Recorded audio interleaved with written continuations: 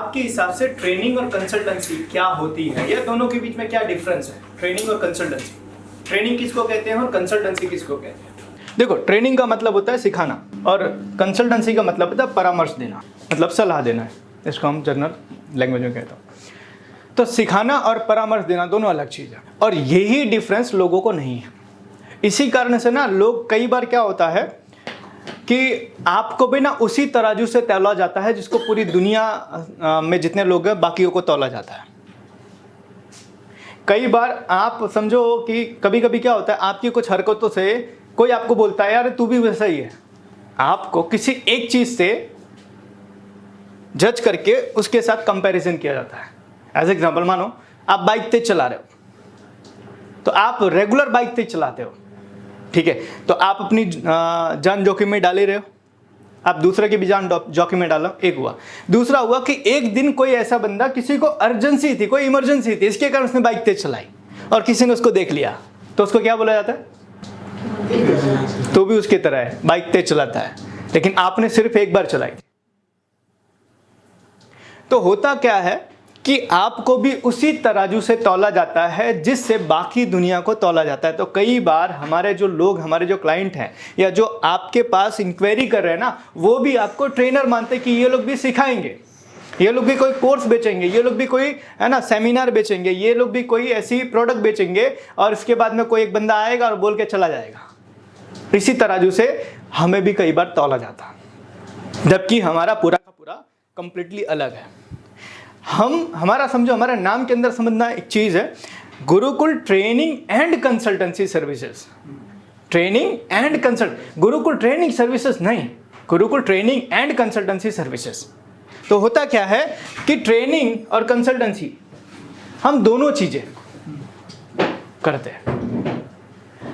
हमने जब कंपनी को शुरू किया था तो उस टाइम पर हम भी ज्यादा से ज्यादा ट्रेनिंग कर रहे थे, लेकिन समय के साथ साथ हमें पता चला कि यार जिनको हम सिखा रहे हैं उनको तो चीजें पता है, जिनको हम सिखा रहे हैं कि भाई एचआर करना है, आपको मार्केटिंग करनी है, टीम बनानी है, सिस्टम बनाना, ये चीजें नॉलेज तो उनको भी है, तो हम उनको एक्स्ट्रा क्या दे रहे हैं? तो जब हम उनके साथ में मीटिंग की, बात की, पता चला, तो हमें ये समझ में आया कि लोगों को पता है लेकिन वो कर नहीं पा रहे। तब हमने अपने ट्रेनिंग के पार्ट को जस्ट 20% में बांट दिया, और हमारा बाकी 80% हमारा जो काम हो गया वो कंसल्टेंसी हो गया। मतलब कि आज कोई भी क्लाइंट अगर बिजनेस की ट्रेनिंग चाहता है तो उसको हमारे पास आने की ज़रूरत नहीं है। उसके लिए मार्केट में बहुत सारे ऐसे ट्रेनर्स हैं, बहुत सारे ऐसे अच्छे अच्छे लोग हैं जो आपको बिजनेस सिखा सकते हैं। इवन यूट्यूब के ऊपर आप जाकर बहुत अच्छा बिजनेस सीख सकते हो। हमारे पास आने का पर्पस ये होना चाहिए कि अगर आप जानते हो, आपने बहुत सारी जगह ट्रेनिंग ले ली है, लेकिन उसके बावजूद भी आप उसका इम्प्लीमेंटेशन नहीं कर पा रहे हो, तो आप गुरुकुल के साथ में हो।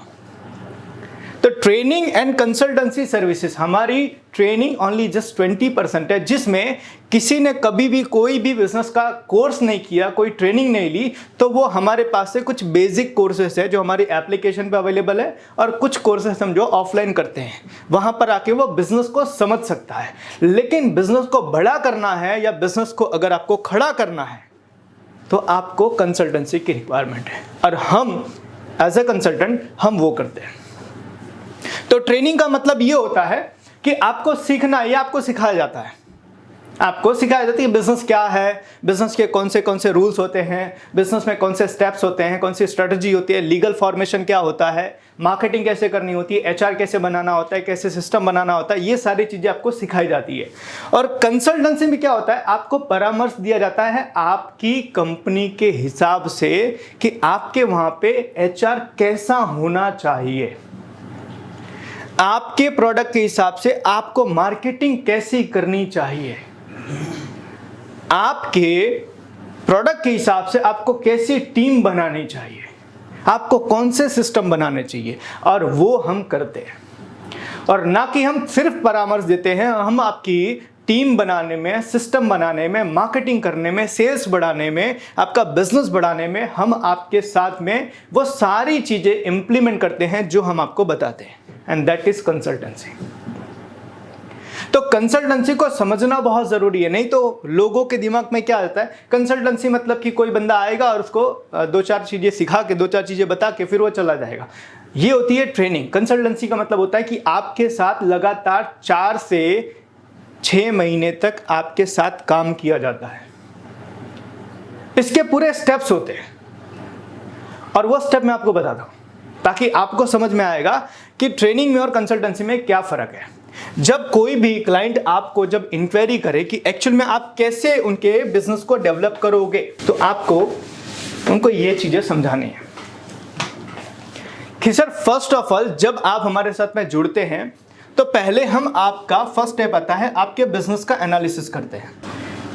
और आपके बिजनेस के एनालिसिस में 3 स्टेप होता है, जिसमें सबसे पहला हम आपकी कंपनी का एनालिसिस करते हैं कि आपकी कंपनी के अंदर क्या है, क्या नहीं है और क्या होना चाहिए। हमें ये समझ में आता है। पहला हम आपकी कंपनी का एनालिसिस करते हैं और ये चीज़ भी बताओ कि हम कम से कम आपसे 200 से 250 क्वेश्चन पूछते हैं ताकि हमें समझ में आए कि आपके बिजनेस की हाल की पोजीशन, हाल की कंडीशन क्या है। तो पहला हम कंपनी का एनालिसिस करते हैं। दूसरा उनके टीम का एनालिसिस करते हैं। आपकी टीम से हम बैठते हैं और उनसे पूछते हैं कि भी आपके बिजनेस के बारे में वो बताएं।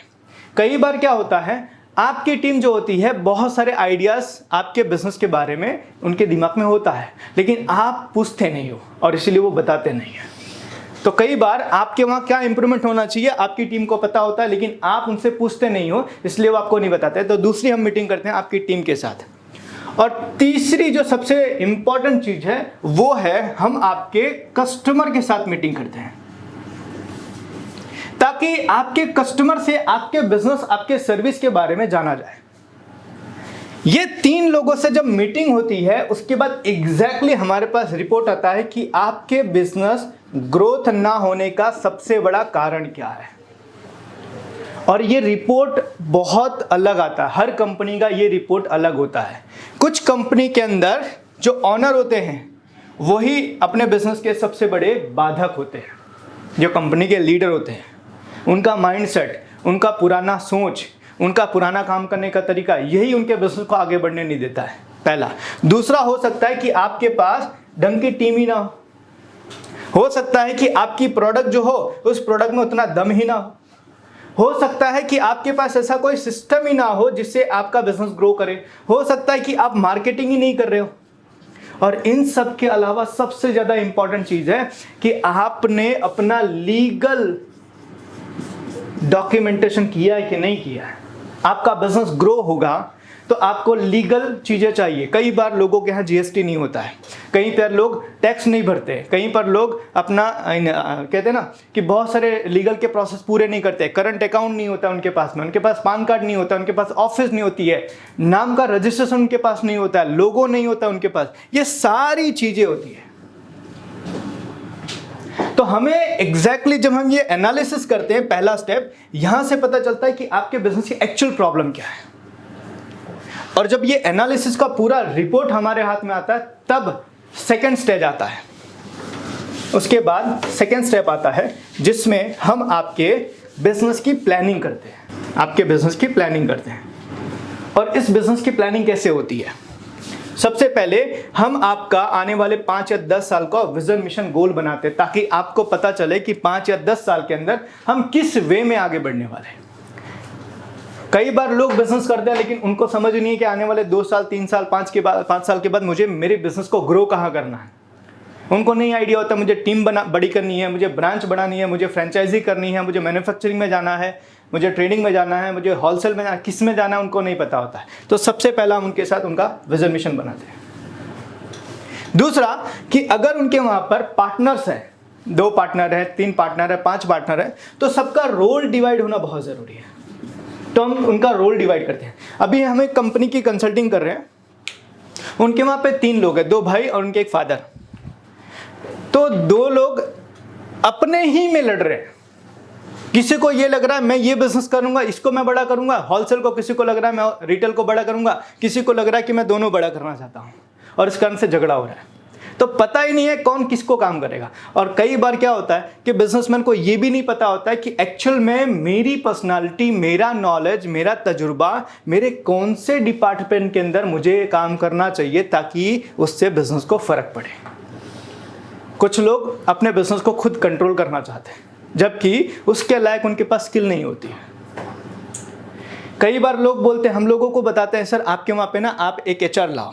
तो लोग क्या बोलते हैं, सर एचआर लाएंगे ना 20,000 का खर्चा होगा, एक काम करो ना मेरे को एचआर बना दो। अरे भाई एचआर की पढ़ाई होती है, 2 साल एमबीए में पढ़ाया जाता है हाउ टू मैनेज पीपल। तो आपको कैसे बना दिया जाए एचआर?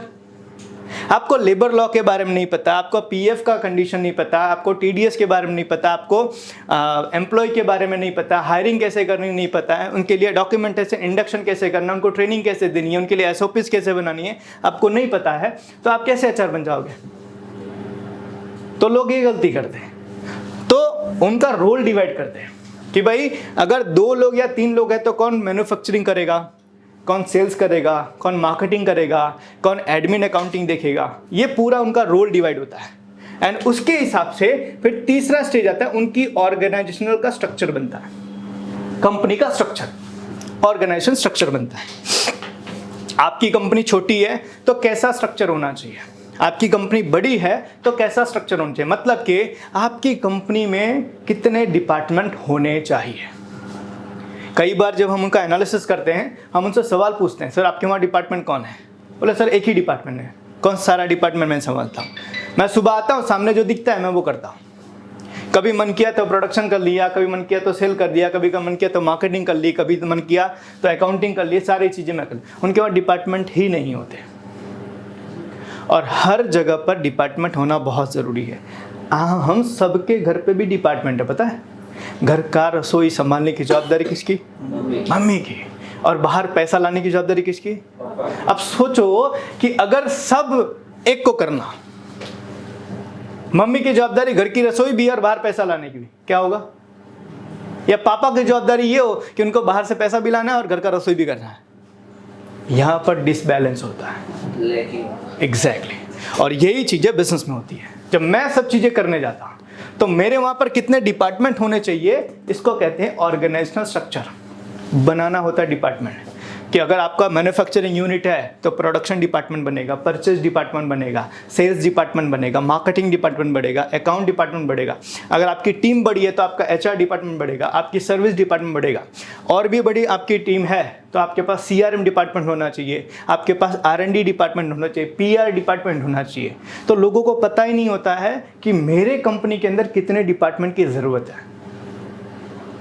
लोगों को जनरली 2 या 3 डिपार्टमेंट के बारे में आइडिया है। एक production department, sales and marketing department. Sales and marketing, sales और मार्केटिंग अलग है, सेल्स एंड मार्केटिंग डिपार्टमेंट दोनों। और एक डिपार्टमेंट होता है अकाउंट डिपार्टमेंट, पैसा लाना और ले जाने वाला। ये जनरली 3 डिपार्टमेंट होते हैं। बट 3 डिपार्टमेंट से ही आपका बिजनेस ग्रो नहीं हो सकता। आपको चाहिए और डिपार्टमेंट, लेकिन आपको पता होना चाहिए कि मुझे कौन कौन से डिपार्टमेंट चाहिए। तो ये होता है सेकंड स्टेज, जहां पे हम उनके बिजनेस की प्लानिंग करते हैं, विजन मिशन गोल बनाते हैं, रोल क्लियर करते हैं और ऑर्गेनाइजेशन का स्ट्रक्चर बनाते हैं। फिर थर्ड स्टेज आता है एचआरएम, ह्यूमन रिसोर्स मैनेजमेंट। कि आपके वहां पे तीसरा स्टेप आता है ह्यूमन रिसोर्स मैनेजमेंट, कि जहां पर हम उनका पूरा एचआर डेवलप करते हैं। मतलब आपके वहां पे रिक्रूटमेंट कैसे करना है। लोगों के पास में इंटरव्यू लेने का क्वेश्चन ही नहीं है। इंटरव्यू में कैसे सवाल पूछने चाहिए नहीं पता है। हम उनको वो सवाल देते हैं कि आपको ये सवाल पूछना है इंटरव्यू के टाइम पे, आपको ऐसे लोगों को रिक्रूट करना है। तो यहाँ पर हम पूरा उनका प्रोसेस डेवलप करते हैं कि भाई आपका रिक्रूटमेंट कैसा होना चाहिए। आपकी कोई बंदा, कई बार क्या होता है, किसी बंदे ने आपके वहाँ ज्वाइन करने के लिए बोला ठीक है मैं ज्वाइन करूँगा, आपने ऑफर लेटर ही नहीं भेजा। क्यों? क्योंकि आपको बनाना ही नहीं आता है, आपके वहाँ पे है ही नहीं। तो सामने वाले बंदे को सिंपल सा समझ में आता है, भाई इनके यहाँ से ऑफर लेटर नहीं आया तो इसका मतलब ये है कि मुझे कहीं और इंटरव्यू देने जाना, दूसरी जगह इंटरव्यू देने चले जाते हैं। ऑफर लेटर के बाद में अगर वो ज्वाइन करता है तो उसका डॉक्यूमेंटेशन, अधिकतर कंपनियां जो छोटी होती हैं वो लोग डॉक्यूमेंटेशन में सिर्फ एक चीज लेती है, आधार कार्ड सिर्फ। और कई बार तो आधार कार्ड भी नहीं लेते, इतना बड़ा रिस्क ले रहे हैं कि कल को अगर किसी बंदे ने आपके वहां पे कोई गलती कर दी, क्या कर पाओगे आप? क्या कर पाओगे?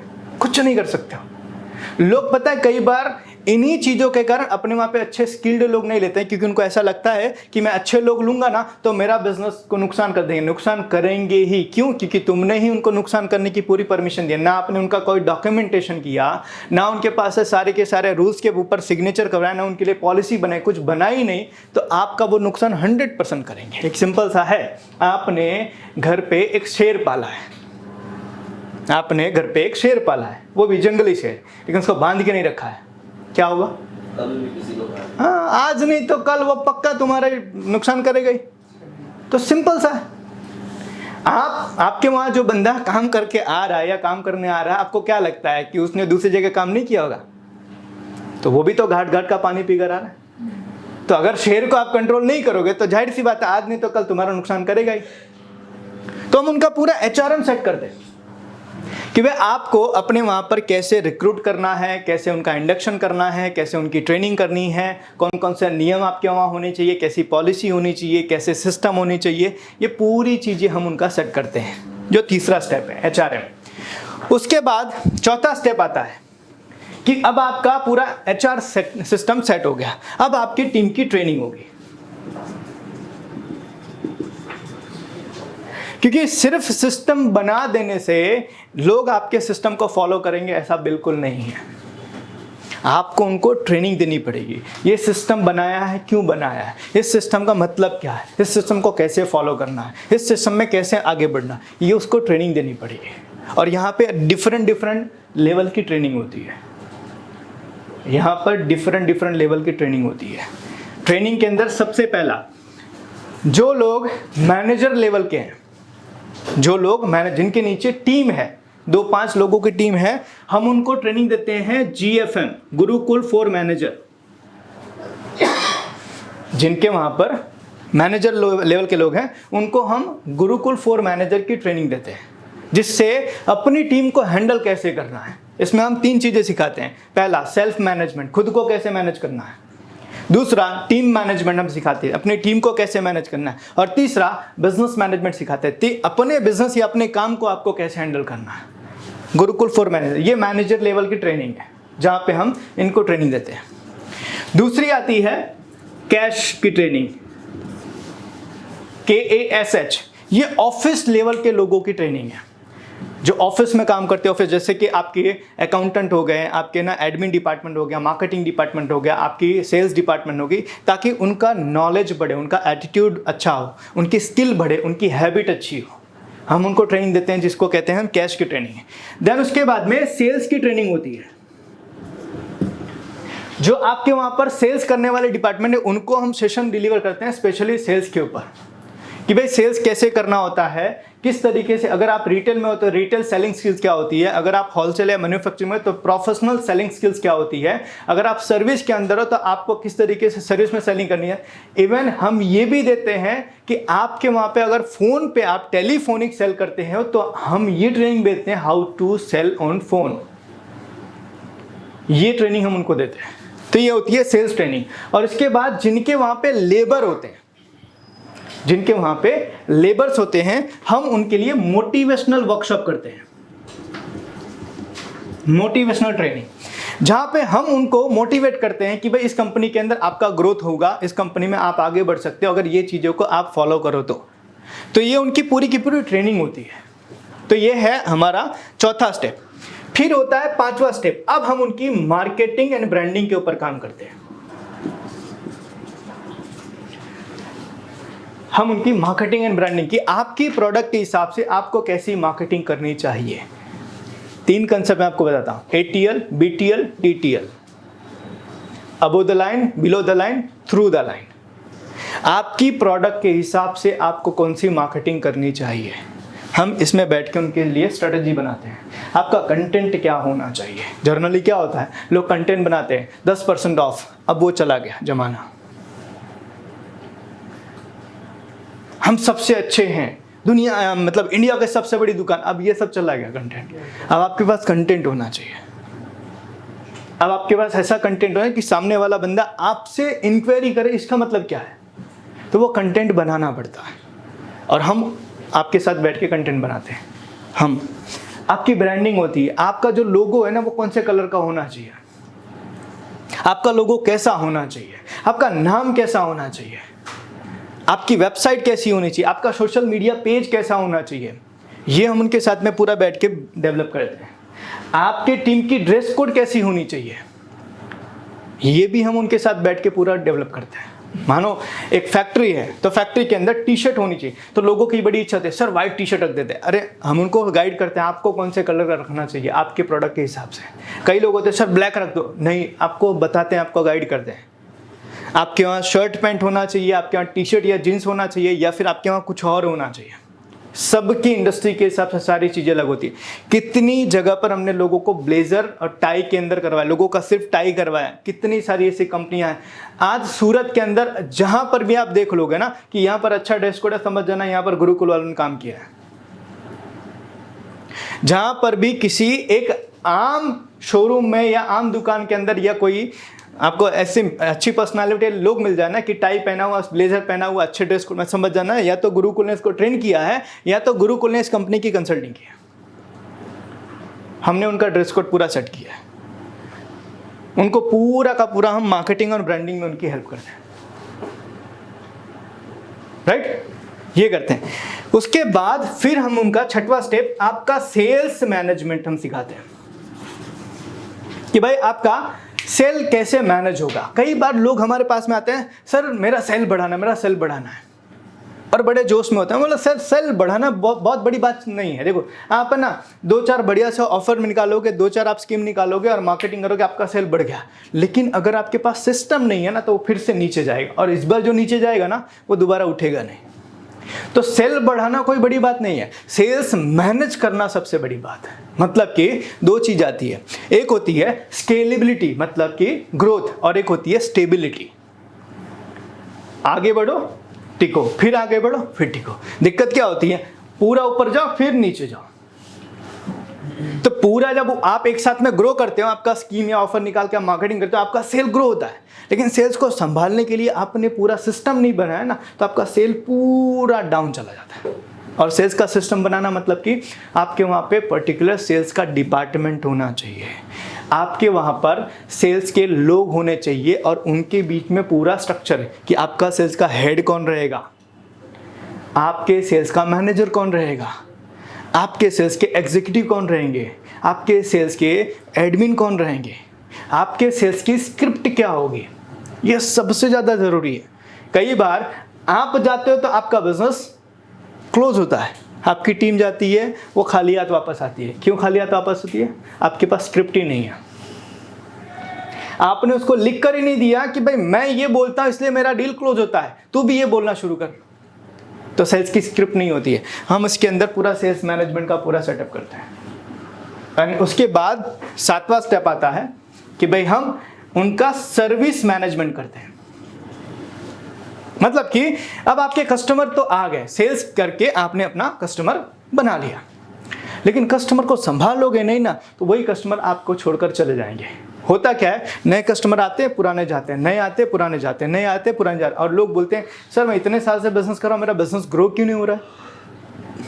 क्योंकि आपकी मटकी में छेद है, पानी डाल रहे हो पानी निकल रहा है, पानी डाल रहे हो पानी निकल रहा है। मतलब नए कस्टमर आ रहे हैं पुराने जा रहे हैं, नए आ रहे हैं पुराने जा रहे हैं। आपको उनको रोक कर रखने का आपने कोई सिस्टम नहीं बनाया। तो ये पूरा सर्विस मैनेजमेंट हम सिखाते हैं। आपका जो कस्टमर है आपके साथ लंबे समय तक कैसे रहे, कौन से प्रोग्राम डेवलप होने चाहिए आपके वहाँ, आपका CRM कैसा होना चाहिए, आपके साथ में आप अपने कस्टमर की एंगेजमेंट कैसे रखो कि ताकि वो आपके साथ पूरे साल तक एंगेज रहे। जैसे कि हम एक चीज़ ट्रेनिंग में भी कई बार बताते हैं, एटलीस्ट कम से कम साल में एक बार आप अपने कंपनी की एनिवर्सरी सेलिब्रेट कीजिए, और उसमें आपके हर कस्टमर को इनवाइट कीजिए जिसने एक बार भी आपके वहाँ से कोई परचेजिंग की हो, एक बार भी परचेजिंग की हो, आप उसको इनवाइट करो अपने इवेंट में। उसके साथ आपका रिलेशन भी रिफ्रेश हो जाएगा, और वो आपके पास आएगा तो बहुत सारी चीज़ें आपने नई डेवलप की है, नई चीज़ें उससे एक बार फिर से स्टार्टिंग कर सकते हैं। तो हम उनको पूरा सर्विस मैनेजमेंट सिखाते हैं। एंड इसके बाद हमारा जो फाइनली 8वां स्टेज होता है वो होता है लीडर की कोचिंग करते हैं, लीडर्स कोचिंग।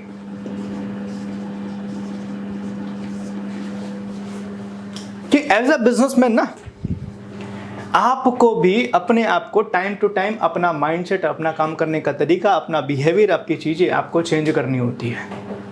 मैं हर बार एक चीज़ बोलता हूँ कि 10वीं की किताब पढ़ के 12वीं के एग्ज़ाम नहीं दी जा सकती। इसका मतलब ये है, अगर आपका 5 करोड़ का बिजनेस है और आपकी इच्छा है इसको मुझे 50 करोड़ पर लेकर जाना है, तो पहले जिस तरीके से काम करते थे ना, उसी तरीके से आप 50 करोड़ का बिजनेस नहीं बना सकते हो। आपको चेंज करना पड़ेगा अपना माइंडसेट, अपनी पर्सनालिटी, अपना नॉलेज, अपना एटीट्यूड, अपनी सारी चीज़ें आपको चेंज करनी चाहिए। और हम उनको ये कोच करते हैं। हम उनको कितनी जगह पर हमने, देखो जनरली लोग है ना, मैंने देखा हुआ है बड़े बिजनेस जो कॉर्पोरेट होते हैं ना, वहाँ पर लोगों को ना बेसिक चीज़ें पता होती है कि मुझे मेरे बिजनेस पर जाते समय कौन से कपड़े पहनने चाहिए, मुझे कब जाना चाहिए, मुझे कब आना चाहिए, मुझे कैसे मिलना चाहिए, किससे नहीं ये चीज़ें उनको पता होती है। छोटे बिजनेसमैन को पता नहीं होती है। तो कभी चप्पल में चले गए, कभी लोअर में चले गए, कभी ना मन किया तब चले गए, और यही गलतियाँ उनके बिजनेस को बहुत नुकसान करती है। लोगों को ऐसा लगता है इससे क्या फ़र्क पड़ता है, अरे इसी से सबसे ज़्यादा फ़र्क पड़ता है। बिजनेसमैन कोई भी बिजनेस में बड़ी गलती नहीं करता है, वो छोटी छोटी गलती लगातार करता है और उसके कारण उसका बिजनेस एक दिन बहुत बड़ा उसको नुकसान करवाता है। और हम ये चीज़ें उनको बताते हैं कि आपको अपने आप को कैसे मेंटेन करना है। ये सारी चीज़ें हम उनको एज अ लीडर कोच करते हैं। तो ये हमारे बिजनेस कंसल्टेंट के स्टेप्स हैं। ये सब हमारे बिजनेस कंसल्टेंसी के स्टेप्स हैं जो हम 8 से 10 पार्ट में करते हैं, और एक्चुअल में ये कंसल्टिंग है। और एक चीज़ और भी, सबसे इंपॉर्टेंट चीज़, जब हम किसी की कंसल्टिंग करते हैं ना, तो हम एक कंपनी की एक टाइम पर ही कंसल्टिंग, मतलब जिस की कंसल्टिंग कर रहे हैं उनकी मीटिंग में दूसरी कोई कंपनी नहीं होती है। कंसल्टेंसी सिर्फ एक कंपनी की होती है, उसमें दूसरी कंपनी नहीं। मतलब कि ये कंप्लीटली एक प्राइवेट चीज़ है। हम जिस कंपनी की कंसल्टिंग करते हैं उनका पूरा डेटा हमारे पास होता है। हम उनके साथ बैठ के उनके डेटा का एनालिसिस करते हैं, उनके डेटा के हिसाब से उनके लिए स्ट्रेटजी प्लान करते हैं, और ये सब चीज़ें प्राइवेटली होती है, जो ट्रेनिंग में हम कभी नहीं कर सकते। ट्रेनिंग में जर्नल बातें होती है, बिजनेस को बढ़ाने का ये 4 तरीका, वो सबके लिए। लेकिन दिक्कत ये है कि हो सकता है सामने वाले बिजनेस को कोई और प्रॉब्लम हो और आप जर्नल चीज़ें बता रहे हो। और यही चीज़ें हमने रियलाइज़ की थी, और इसके लिए हमने कंसल्टिंग को 80% किया, क्योंकि सारी स्ट्रेटजी सारे बिजनेस के लिए नहीं बने। सारी स्ट्रेटजी सारे बिजनेस के लिए नहीं बने। तो अगर बिजनेस अलग अलग है तो एक ही लर्निंग सारे बिजनेस के लिए कैसे अप्लाई होगी? और इसीलिए हमने ट्रेनिंग को कम किया। हमने कंसल्टेंसी की कि हम हर एक इंसान को उसके बिजनेस के हिसाब से हम उनको गाइड करेंगे और उनके बिजनेस को डेवलप करेंगे। हम एक कंपनी की कंसल्टिंग कर रहे थे राजकोट में। जब मैं मिलने के लिए गया, सेल्स कॉल करने के लिए मैं गया, तो मेरे साथ जो सेल्स वाला बंदा गया, उसके मार्केट में क्रेडिबिलिटी बहुत ख़राब थी। क्लाइंट ने बोला इसके नाम पे 1 रुपया नहीं दूंगा, तुम बताओ। लेटर मैं खुद घबरा गया कि मैं किसके साथ आ गया हूँ। फिर बाद में मैं उस टाइम पे मैंने बोला सर आपको पैसे देने की ज़रूरत नहीं है, पहले आपका काम करके देते हैं फिर आप पैसे देना। बोले ठीक है चलो। आप मानोगे ना, हमने उनके साथ में 4.5 लाख का बिजनेस किया, और आज भी वो क्लाइंट हमारे साथ में जुड़े हैं। जो बंदा 1 रुपया देने को तैयार नहीं था, उसने 4.5 लाख रुपए दिए, और हमने उनके साथ में उनके बिजनेस को डेवलप किया, और आज करीबन उनकी 450-500 करोड़ का बिजनेस है। अभी भी हम लोग जब अपना 20 तारीख का सेलिब्रेशन कर रहे थे, आप लोग थे कि कौन कौन था? 20 जुलाई वाला हस्ती मार्ट वाले आए थे। आपको पता है उसी दिन उनका बर्थडे भी था। अपना बर्थडे छोड़ के वो हमारे एनिवर्सरी विश करने आया था स्पेशली। काफी देरी तक बैठे। एग्जैक्टली। सबसे पहले वही है। सबसे पहले वही आया था। अपना खुद का बर्थडे छोड़कर, मुझे भी बाद में मैंने फेसबुक पे देखा तो मुझे भी बात है, मैंने उनको मैसेज किया था। तो अपना बर्थडे छोड़कर एक बंदा हमारी एनिवर्सरी विश करने के लिए स्पेशली आ रहा है, तो मतलब हमने कुछ तो इम्पैक्ट डाला हुआ है। हमने कुछ तो लोगों की ज़िंदगी में ट्रांसफॉर्मेशन किया है। आज भी मिल्क पैलेस वालों के कोई भी काम होता है, किसी भी चीज़ को लेकर, उनके बिजनेस को लेकर, आज भी पहली प्रायोरिटी में हम होते हैं। मतलब वो दुनिया भर से राय मशवरा ले लेंगे, लेकिन जब तक गुरुकुल में फ़ोन नहीं करेंगे ना, तब तक उनको सेटिस्फेक्शन नहीं है। तो रिलेशन डेवलप किया। आज भी श्रीहरि वाले आज भी वो ना फ़ोन करके बोलते हैं, सर તમારો नंबर છે ને પેલા ભાઈને આપ્યો છે, એ फ़ोन આવશે तो बात कर लेजो। आज भी कंसल्टेंसी या बिजनेस के ग्रोथ के लिए आज भी सबसे पहले उनकी जो चॉइस है वो हम हैं, भले हमने उनकी 5 साल पहले कंसल्टिंग की थी। तो लोगों की लाइफ में हमने इम्पैक्ट तो डाला है, तभी लोग हमारे साथ में इतना कनेक्टेड है। इसका मतलब ये है कि आप अंडरस्टैंड करो, आप पहले ये चीज़ फील करो कि हम कोई ऐसी चीज़ नहीं कर रहे हैं जिससे लोगों का भला नहीं हो रहा है या लोगों का कोई बुरा हो रहा है। हम लोगों को जितना ले रहे हैं उससे ज़्यादा हम वैल्यू क्रिएट करके दे रहे हैं। हमने अभी रिसेंटली 2019 में हमने कंपनी की कंसल्टिंग की थी, उनका नया ब्रांड लॉन्च करवाया था और उनकी ब्रांड बहुत सक्सेसफुल हुई। एंड उन्होंने अब फ्रेंचाइजी स्टोर चालू किए उसी ब्रांड की, 3 स्टोर चालू कर दिया है और उनका लगभग 12 स्टोर का प्लानिंग है, 2 गुजरात में, 1 मुंबई के अंदर। और उनका मुझे परसों फ़ोन आया, बोले सर आपको कंसल्टिंग करनी है, मेरे 12 स्टोर को आपको ही डेवलप करना है। तो मैं वही बता रहा हूँ कि हमने लोगों की लाइफ में इम्पैक्ट डाला है, इसीलिए लोग हमारे साथ में अभी भी जुड़े रहना पसंद कर रहे हैं। कितने सारे लॉस कंपनी को हमने प्रॉफिटेबल किया है। आज भी एक कंपनी थी, उनके पास पैसा था ही नहीं, उनके पास जो स्टॉक था उसी स्टॉक में उनके बिजनेस को ग्रो करने का उनका था, पैसा 1 रुपया उनके पास नहीं था। बोले सर मैं पैसे नहीं दे सकता हूँ, और ना ही सर मेरे पास पैसे हैं। सेम स्टॉक के अंदर हमने उनका 30% बिजनेस बढ़ाया। आज भी हमारा कोई भी इवेंट होता है ना, सबसे पहले बोलते हैं सर मेरे को इन्वाइट करो। कोई भी इवेंट होता है सबसे पहले उनका रजिस्ट्रेशन आता है, सबसे पहले उनकी इंक्वायरी होती है।